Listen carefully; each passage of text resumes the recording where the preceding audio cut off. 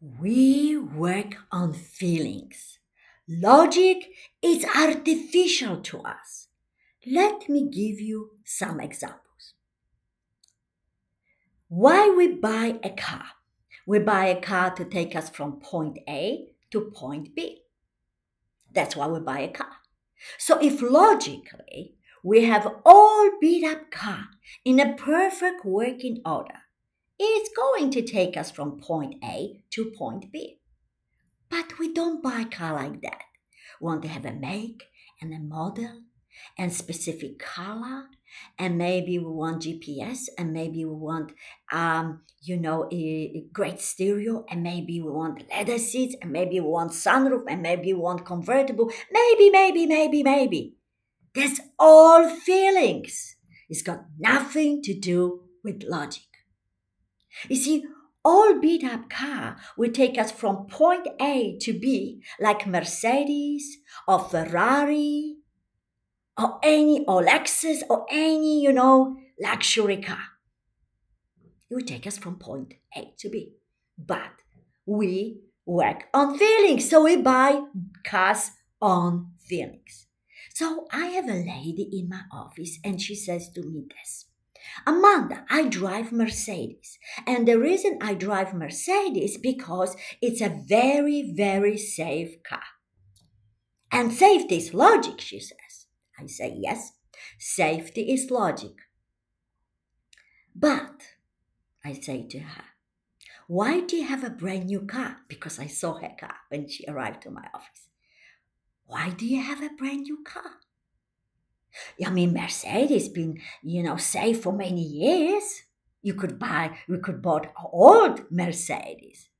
There's nothing wrong with you buying a new Mercedes. If you want a new Mercedes, buy a new Mercedes. But the point is, we work on feelings, and that proves it.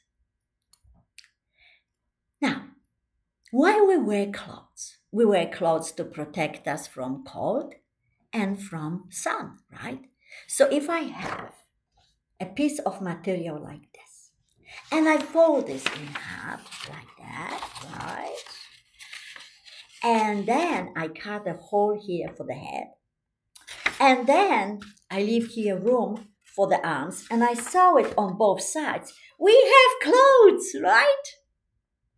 But none of us is dressed like that. That's logical, right? We want to have a material and a color and a style, maybe lace, maybe whatever. I mean, billions and billions of dollars are spent all over the world on fashion. We say, like, for example, I am not wearing those shoes. Why not? Because they're old-fashioned or they are wrong color. Well, logically, right, we wear shoes to protect our feet. It's got nothing to do with color and fashion. And where is logic in high heel shoes? But the key is we work on feelings. That's why we're wearing high heel shoes and lacy blouse, right? Where is logic in jewelry? Where is logic in makeup? Spending all this time in front of the mirror every day and spending all this money on all those products? But the point is, we work on feelings. It makes us feel good. That's why we do it. It emphasizes our natural beauty. And we want to look the best. It makes us feel good. I saw this article a few years ago. It was some kind of awards for celebrities. And there was this young celebrity in her early 20s. And she had on this incredible yellow dress. The dress was so big. It had a train that was so big that she needed 4 people to manage her train. The dress was designed by top Chinese designers, so it had all the Chinese motifs. It was spectacular. It took 50,000 hours to make that dress. So if we are extremely, extremely conservative, it will be, let's say, $10 per hour, which will be much more, right? That's $500,000 already. Now, the material, which was a lot of it, plus the fee of a top Chinese designer, this dress was in a neighborhood, I would say, over $1 million. $1 million for a dress. She was standing there on those stairs, lots of stairs. The train was done. She looked spectacular. How many times she's going to wear the dress? Once. But you see, there was an award. Her dress stole the entire show. You see, the whole article was about her dress. And then there was 2 sentences at the end. What was this award and who won it? Well, you remember the dress because we feel it. We work on feelings, right? You see, money is logical. Let me explain to you. Imagine somebody comes to you and gives you a briefcase. Okay, you open the briefcase, and in the briefcase is $1 million in cash. And you go like, wow. And the person says to you, this is all yours. And you go like, oh my gosh, I have $1 million. I was given $1 million. And you have this big smile on your face, right? But then this person says, but you can't spend any a cent from it. You can't give it away. You can invest it. All you can do is look at it, hug it. That's it. What happened to your smile now? It's gone, right? That person might as well give you cut papers. Unless you like, a wallpaper made of, money. It's got no value to you.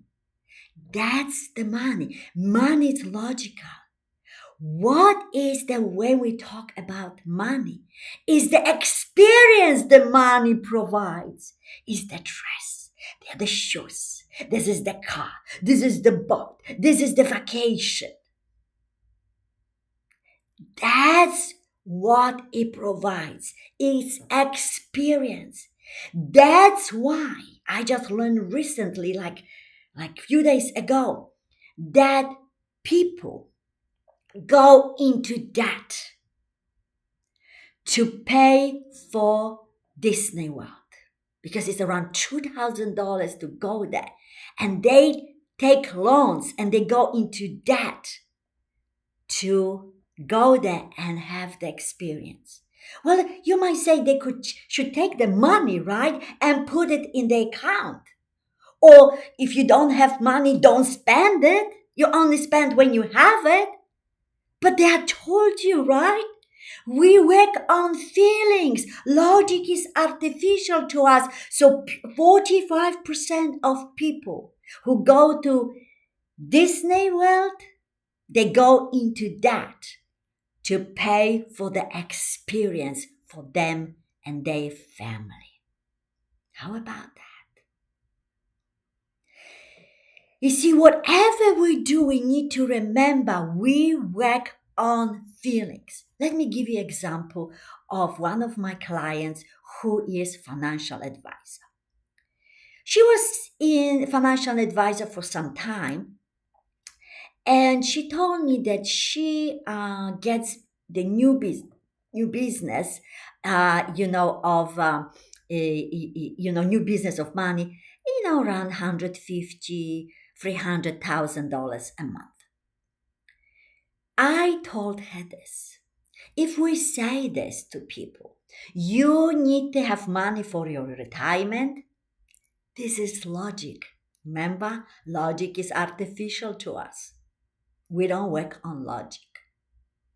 So, if We say that. It's like, I'm young, I've got lots of time. You don't think about it. You want to go to Disney World, you want to buy things, you want to enjoy your life, right? So there is a specific thing we need to do. We need to ask the right question. We need to ask about feelings. So if you are retired, what would you like to do? I would like to play golf. Okay, what else? I would like to buy a house on the beach. What else? I would like to buy a boat. Okay, what else? I would like to go on vacation. Where? I would like to go to Italy. Okay, what else? And people, when they have grandchildren, they want to have college education, money for college education for their grandchildren. So now, when you talk to those people, you don't talk about money. If we do that, there will be your boat. If we do that, there will be your house on the beach. This will be your golf because you have enough money to play golf every day. This is your trip. This is education for your grandchildren. Now you are talking their language. You are talking feelings. Do you know what happened when she applied that? The next month, she brought $600,000 in that month of new business. The following month was 900,000. And another 2, 3 months, she brought $2 million in a month. Like if you are a salesman or sales lady, right? Or salesperson, okay, if you are selling, you need to ask people first, what is that they want? If they're buying a house, what is important in the house for them? Because whatever they tell you, they basically tell you how to close them, what to emphasize. When they tell you this, you make a mental note. This is what you're talking about. And when you are closing the sale, you don't talk about price. Price is logic. There will always be somebody cheaper. You talk about emotion, about feeling.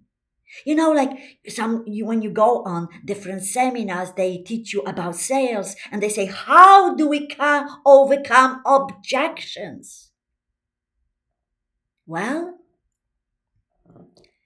if we have objection, if we have to overcome objection, do you know what it means? We sell on logic. When we sell on emotions, there are no objections. Before this, I was in insurance. I was selling insurance. My first year, I became number one in my office, over 20 agents. I was working commission only, an old company, 6,000 agents nationwide. My first year, 150 agents, okay, qualified for convention from the 6,000. My first year, I was one of those 150 agents and I qualified for convention. Then what happened to me, I had a car accident that caused incurable disease. And as I was working less and less hours because I was sick. I couldn't work 60, 70 hours that I did, my first year. So as I was working less hours, I still was number one in my office. Until it came to the point I could work 10, 15 hours a week because that's all I physically could manage. I was still number one in my office. Comparing to people that were working 60, 70 hours a week. Why? Because I sold on emotions. I closed 95% of my appointments. Do you see what happens? Always remember, we work on emotions. Do you remember when you were at school? Some subjects were so easy for us, and some were like, oh gosh, I'm going to go there, and they will be talking about this, and you go like, gee whiz, right? Because the subjects, they were difficult. We didn't really like them. So they were logical. We worked on feelings, the subjects that we loved. We had great marks from them, and because we loved them, they were easy to us. And everything like that is in our lives. When we love it, we do it quickly, we have fun with it, it's easy to us. So always remember, we work on feelings. Logic is so artificial to us. So, if you want to have fun, easy, peaceful life, subscribe to my channel so you can learn more. And watch my new video on Saturday. And in the meantime, have fun watching this video and this video. And have absolutely magical day.